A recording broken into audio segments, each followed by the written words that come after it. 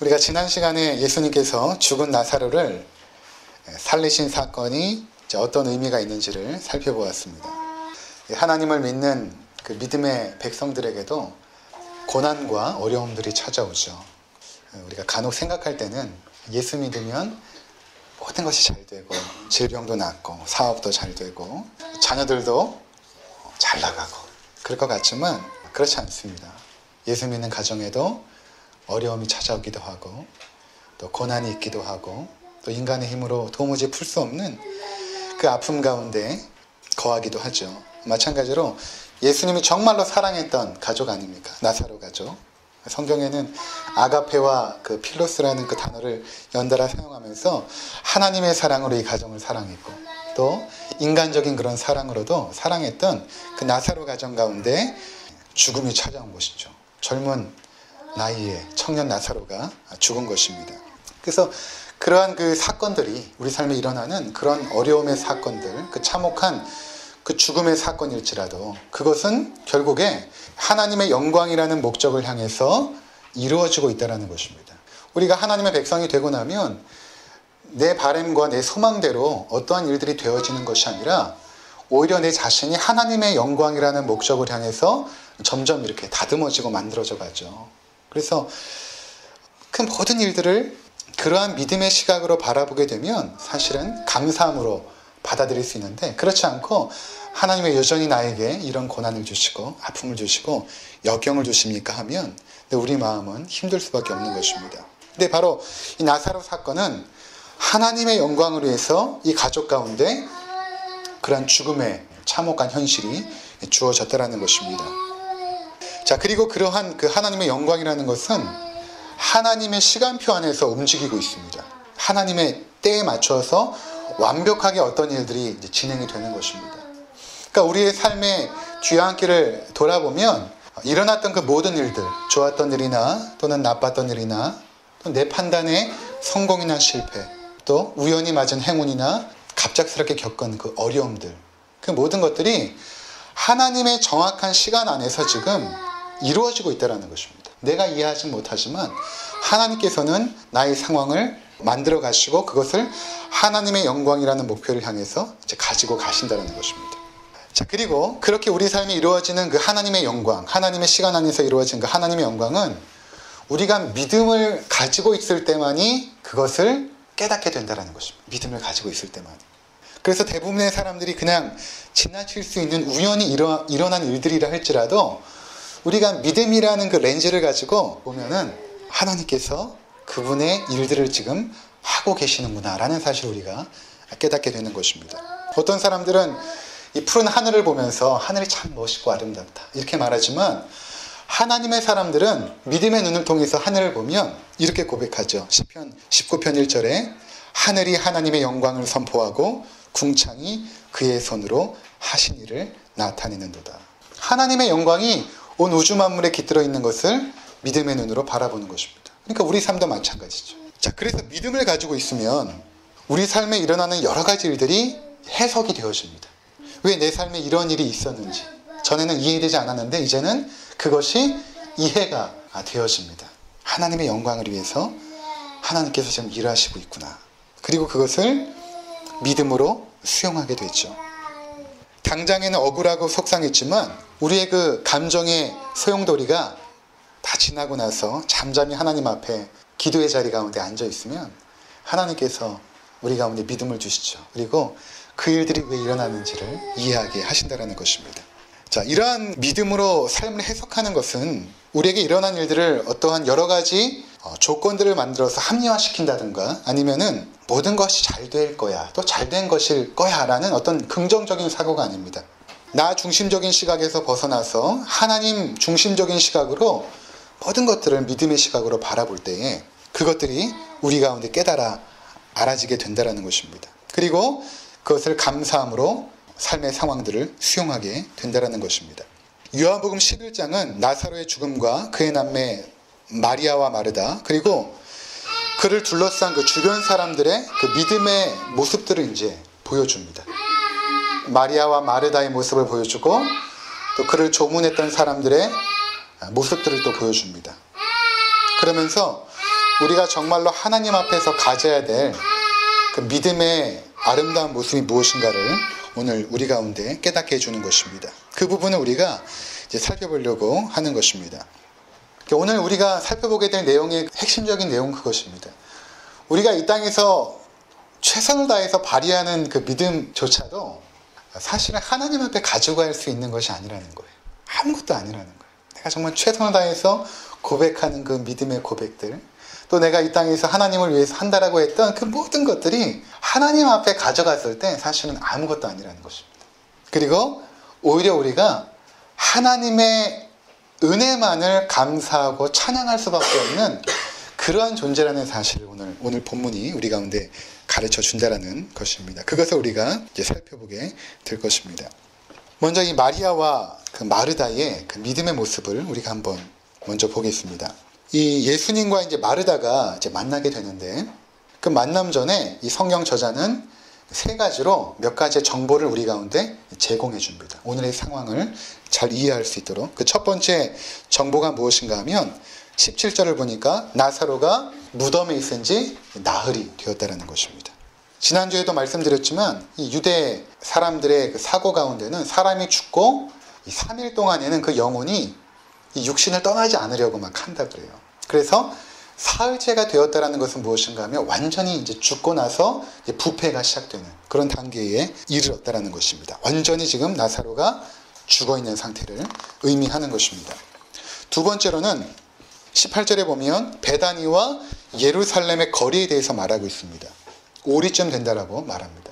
그러니까 오리는 이제 3km 정도 되는데 정확하게 지도상으로 보면 예루살렘 그 성에서 이 동쪽으로 보면 감난산이 보이는데 그 감난산을 넘어가게 되면 바로 베다니 마을이 나오게 됩니다. 약 2.8km 정도. 그러니까 예루살렘에서 베다니까지는 그리 멀지 않은 곳에 위치하고 있다는 것을 우리 가운데 정보를 주는 것입니다.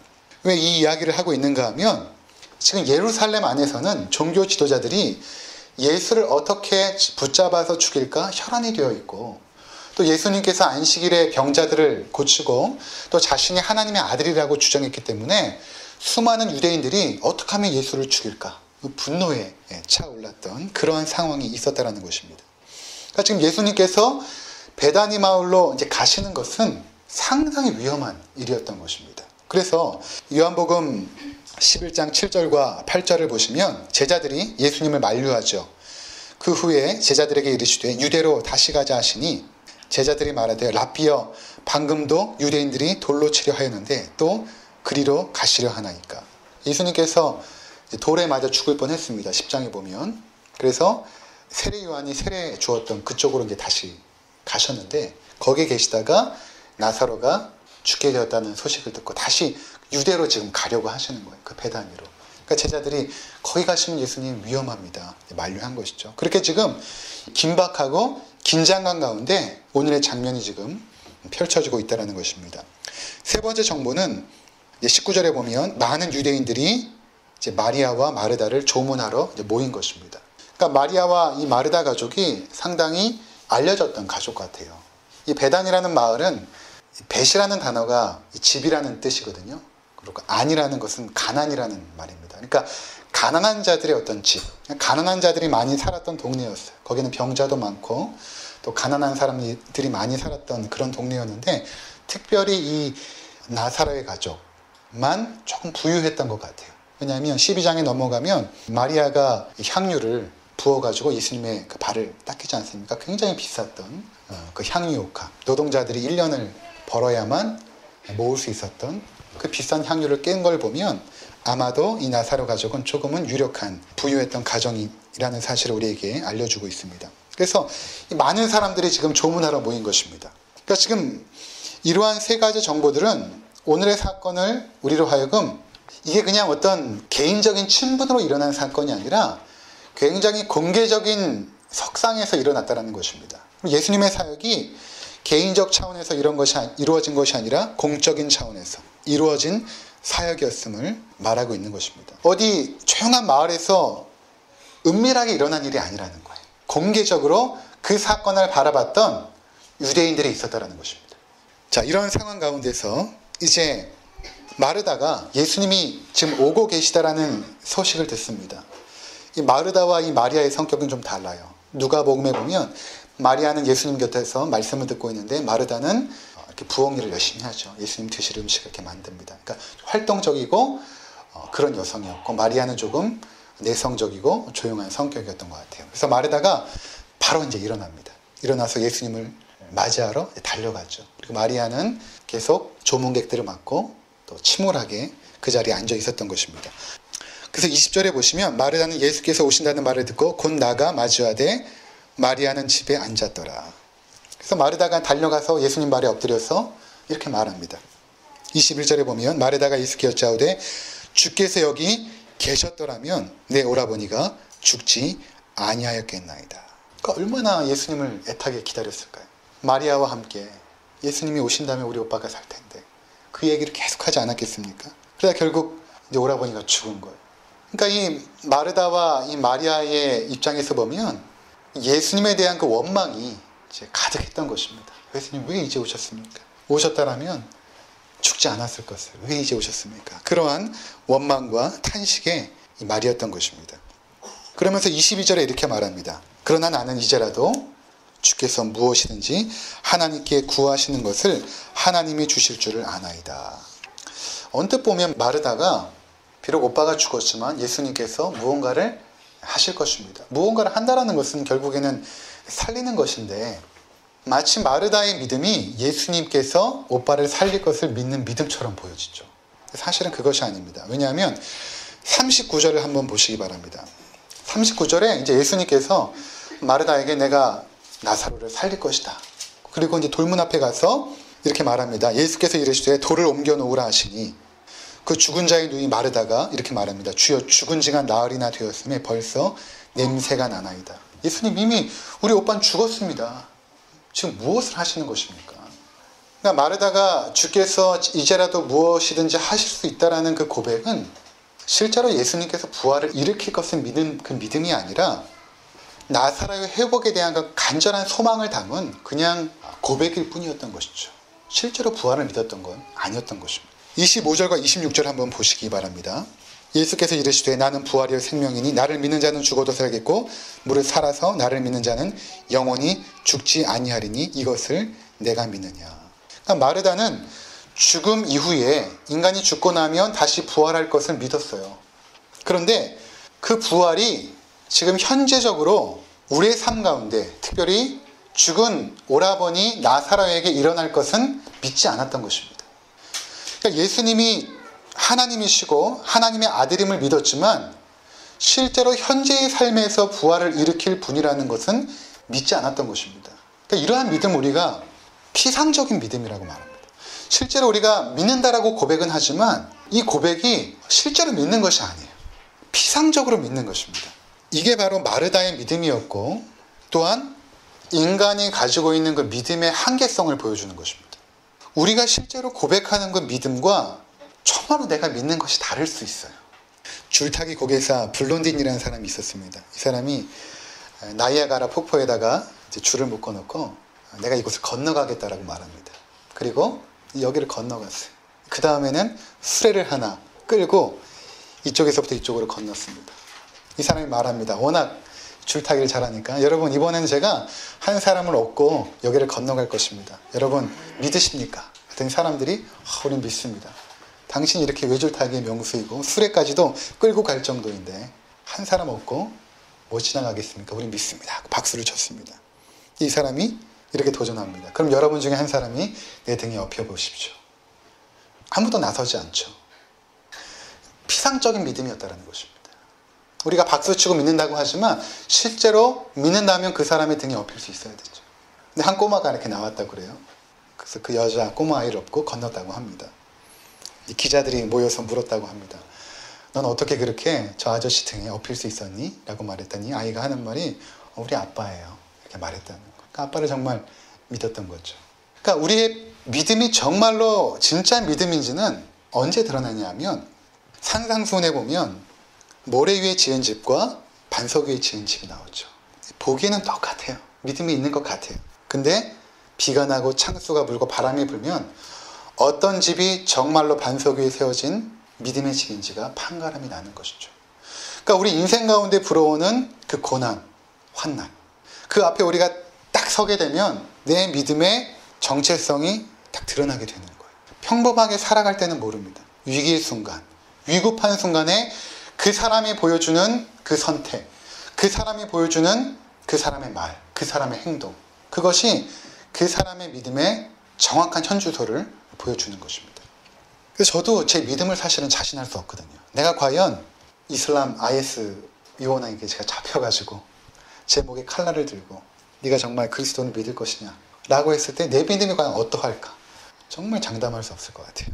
그 상황에 내가 서보지 않았기 때문에 그렇습니다. 그래서 누가복음 17장 6절에 보면 예수님께서 이렇게 말씀하십니다.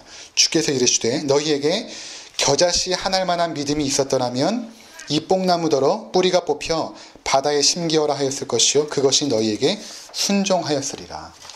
그만큼 우리에게 믿음이 없다라는 거예요. 겨자씨만한 믿음도 없다라는 것입니다. 내가 지금 알고 있는 내 믿음의 상태와 그 실제가 다를 수 있다라는 것입니다. 자, 여기서 우리가 중요한 진리를 발견하게 되는데 그것은 무엇인가 하면 그러면 믿음으로 구원을 받게 되는데 내 믿음을 내가 장담할 수 없다라면 나의 구원이 어떻게 되는가 하는 것입니다. 그래서 이제 저녁에 교리 공부 시간에 오신 분들은 알겠지만 우리의 구원은 믿음으로 되어지죠. 하지만 내가 믿었다고 되어지는 것이 아니라는 것입니다. 그것은 하나님의 은혜로 되어지는 것입니다. 내가 구원받는 것은 하나님의 은혜로 되는 거예요. 하나님의 은혜로. 하나님의 은혜로 구원을 받는데 나에게 믿음이라는 선물을 주시고 수납의 손을 주시고 그 은혜를 받게 하시죠. 성령께서 하시는 일입니다. 여러분 나사로를 한번 생각해 보십시오. 나사로가 이제 살아나지 않았습니까? 죽어 있는데. 근데 나사로가 죽은 상태에서 예수님을 믿을 수 있습니까? 죽은 지 사흘이나 된 나사로가 예수님을 어떻게 믿겠습니까? 아무리 예수님께서 그의 앞에 다가가서 소리를 지른다 한들 그가 어떻게 믿음을 발휘할 수 있겠습니까? 그가 믿음이 생기게 된 것은 첫 번째로 예수님이 그를 불러내시죠. 그리고 먼저 생명을 얻고 난 이후에 믿음이 생긴 것입니다. 그러니까 여러분들이 무엇을 알아야 되냐면 내가 하나님 앞에 아주 작은 믿음의 고백이라도 하게 된 것은 이미 하나님께서 나를 살려내신 이후예요. 내가 하나님 앞에 내 죄의 그 끔찍함을 발견하게 된 것. 나사로가 살아나고 난 후에 뭘 발견했을까요? 자기가 죽었다는 사실을 발견한 것입니다. 살아나고 나니까 내가 죽었었던 거예요. 내 몸에서 이미 죽음의 냄새가 나고 있어요. 내가 이렇게 더럽고 추악했던 자였구나. 하나님 앞에 무릎 꿇고 회개하죠. 살아난 이후에 일어난 것입니다. 살아난 이후에. 하나님께서 우리를 불러주신 이후에 일어난 일인 것입니다. 그러니까 항상 우리가 믿음을 갖게 된 것이나 회개하게 된 것은 언제 일어나냐면 하나님께서 생명을 주신 이후에 일어난 거예요. 근데 그 생명을 어떻게 주십니까? 내가 무언가를 발휘해서 주신 것이 아니잖아요. 일방적으로 무조건적으로 하나님께서 그냥 살려내신 거예요. 그 사랑하시는 자를 그냥 불러내시고 사랑하신 것입니다. 그리고 생명을 주신 거예요. 그리고 우리가 살아나니까 우리 죄도 보게 되고 믿음을 발휘하게 된 것입니다. 그러니까 구원을 얻게 되는 것은 마찬가지로 하나님의 은혜 때문에 되어진 것이지 결코 우리가 믿음을 발휘해서 된 것은 아니라는 것입니다. 로마서 8장 30절에 이렇게 말합니다.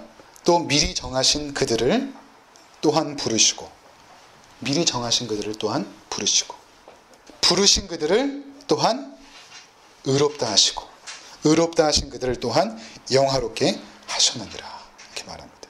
처음에 창세전에 하나님의 작정이 있다라고 말씀드렸죠. 그리고 하나님께서 택하신 그 자들에게 하나님의 음성이 들립니다. 나사로야 나오너라 부른 것처럼 우리의 이름을 불러내셔서 우리에게 생명을 주시죠. 그리고 그 생명을 주신 자들을 하나님은 의롭게 만들어 주십니다. 그리고 그들을 마침내 영화롭게 하시는 것이죠. 그래서 이 30절 다음에 31절에는 이렇게 말하고 있어요. 그런즉 이 일에 대하여 우리가 무슨 말을 하리요? 만일 하나님이 우리를 위하시면 누가 우리를 대적하리요? 이렇게 말합니다. 그러니까 인간들이 막 한결하는 거예요. 왜 하나님 저 사람은 미리 정하시고 왜 나는 정하지 않으셨어요? 왜 저 사람의 이름은 불러주시고 나는 부르지 않으셨어요? 왜 나에게는 생명 주시지 않고 저 사람에게는 주셨습니까? 라고 항변을 한다면 하나님의 대답은 이것입니다. 이 일에 대하여 우리가 무슨 말 하리요?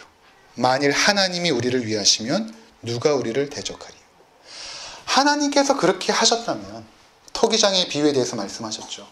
토기장이가 하나는 귀 있을 그릇으로, 하나는 천이 있을 그릇으로 만들 권한이 없겠습니까?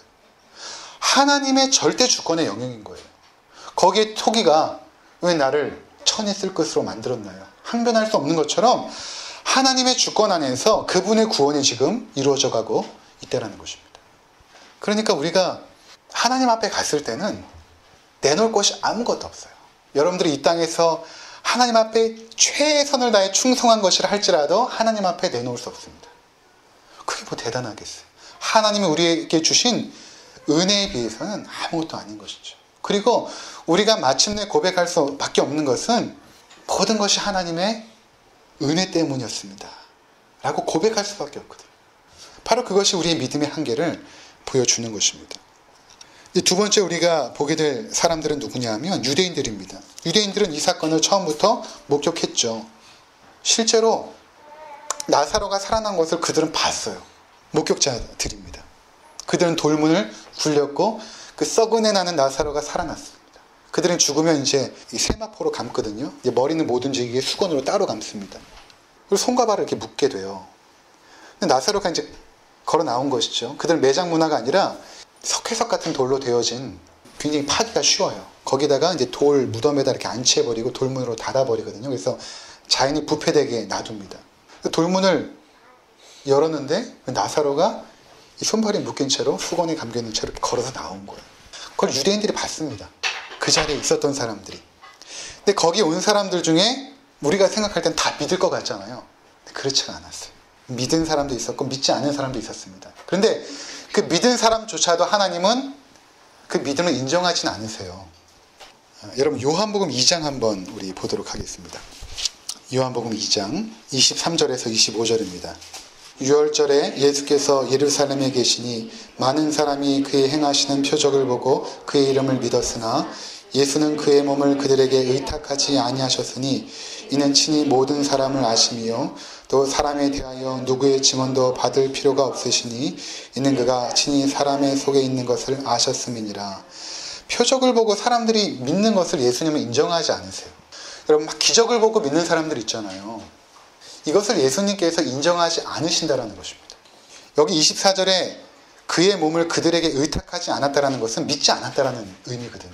표적을 보고 막 믿으려고 온 사람들 예수님께서 신뢰하지 않았다는 것입니다. 왜냐하면 믿음은 하나님께서 주시는 것인데 그들이 표적을 보고 믿었다는 거예요. 그 믿음은 거짓 믿음이라는 것입니다. 그래서 이제 오늘 본문에도 유대인들이 믿었다라고 표현되어 있는데 이 유대인들이 12장에 가고 13장에 가잖아요. 어떻게 돌변하냐 하면 12장에서 예수님께서 예루살렘 성에 입성할 때 호산나 다윗의 자손이요 하고 반기죠. 그랬던 그들이 일주일도 못 가서 돌을 듣고 예수를 쳐 죽이려고 합니다. 저를 십자가에 못 박으소서. 호산나 외쳤던 그들이 돌을 들고 예수를 죽이려고 하죠. 왜 그랬을까요? 이들이 원했던 것은 이 땅에 떡을 주는 예수였거든요. 오병이어 기적 사건을 보고 예수가 우리에게 메시아가 되어서 우리의 경제적 삶을 또 로마에부터 압제를 벗어나게 해서 다윗 왕 때에 태평성대를 이루게 하겠다. 막 세우려고 하는 것이죠. 우리가 지금 정치적으로 어려운 시대 가운데 새로운 왕에 대한 대통령에 대한 기대가 있지 않습니까? 그들은 더 했죠. 새로운 왕이 메시아가 나타나면 우리의 삶을 완전히 형통하게 해줄 것이다. 믿었던 것입니다. 근데 예수가 그들에게 한 번도 세상의 떡을 약속한 적이 없습니다. 하늘의 생명만을 말하니까 그들이 그런 예수는 필요 없다는 것입니다. 나의 삶에 건강 주고 형통함 주고 부유함을 주고 사업에 성공을 주는 예수가 아니라면 필요 없다는 것이죠. 그래서 그렇게 기적을 보고 예수를 믿는 자들을 예수님이 인정하지 않으세요. 그러니까 그런 것들 우리가 추구하면 안 되는 것입니다.